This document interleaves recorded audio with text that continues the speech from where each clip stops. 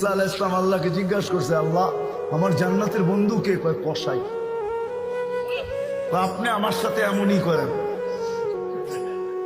যেটা জিজ্ঞাসা করি সাথে সাথে জবাব দিয়ে দেন। আমি আর কসাই মিল হইল কোথায়? আল্লাহ বলে সিদ্ধান্ত এটাই, ওয়াকাউলুনাল ফাসাল, আমাদের সিদ্ধান্তই সিদ্ধান্ত।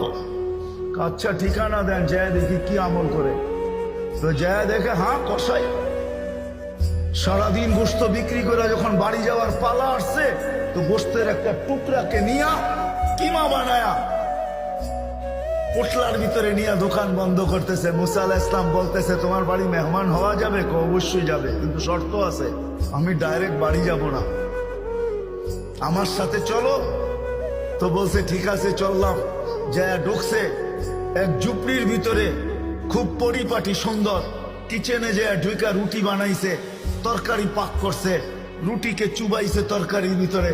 তারপরে এক খুনখুনে বৃদ্ধাকে বুকে টেক লাগায় বসাইছে, পিঠ লাগায় বসাইছে, পিঠ বুকের সাথে লাগায় বসায় নেওয়ালা বানায় বানায় খাওয়াইতেছিল। মুসা আলাইহিস সালাম দেখতেছেন, কেননা ওনার অভিজ্ঞতা ছিল খিজির আলাইহিস সালামের সাথে বেশি প্রশ্ন করা, 3 প্রশ্নেই ওয়াকআউট। আল্লাহর রাসূল বলছে, লাউ সাবারা মুসা লা আলিমনা কাসীরাম মিনাল খায়র। মুসা আলাইহিস সালাম যদি আরেকটু ধৈর্য ধরতেন, তাহলে আমরা আরো তথ্য জানতে পারতাম। তো উনি বুঝে গেছেন চুপ থাকাই ভালো, কিচ্ছু জিজ্ঞাসা করেন নাই।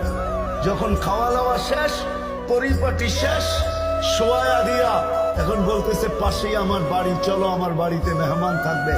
এখন আর চুপ থাকতে পারেন নাই। তো বলতেছে, শোনো এই বৃদ্ধা কে? আমার মা।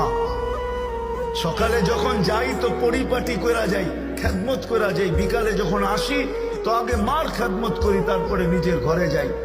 বুঝলাম, কিন্তু তুমি খেদমত করার পরে মা জানি হাত উঠায় কি বললো?